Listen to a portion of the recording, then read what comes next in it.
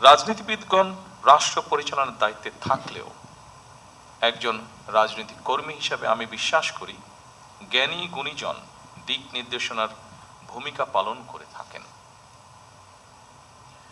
একটি রাষ্ট্র এবং সমাজে কৃতি মানুষদের সংখ্যা যত বেশি বাড়তে থাকবে সমৃদ্ধি এবং নৈতিকতার মানদণ্ডে সেই সমাজ তত বেশি আলোকিত হতে থাকবে।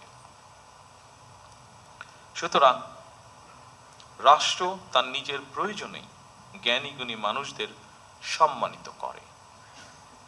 সম্মানিত সকল উপস্থিতিবৃন্দ, সুধীবৃন্দ, এই উপলব্ধি থেকেই স্বাধীনতার ঘোষক শহীদ প্রেসিডেন্ট জিয়াউর রহমান স্বাধীন বাংলাদেশে প্রথমবারের মতন 21শে পদক প্রবর্তন করেছিলেন।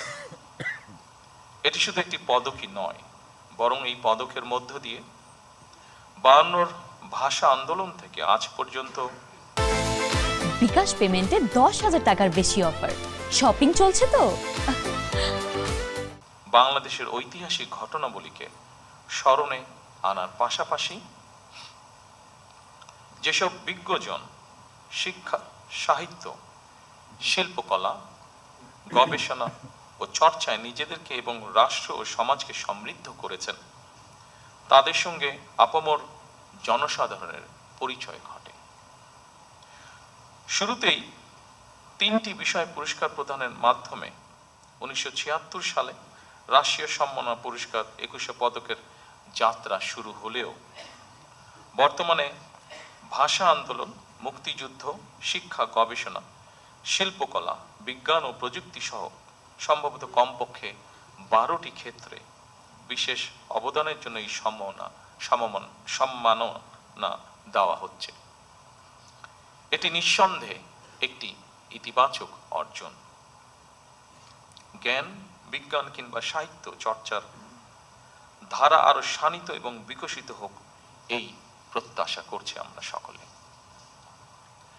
শিক্ষা, গবেষণা এবং শিল্প সাহিত্যের চর্চাকে আরো বেগবান করতে রাষ্ট্র এবং সরকার তার দায়িত্ব অবশ্যই পালন করবে।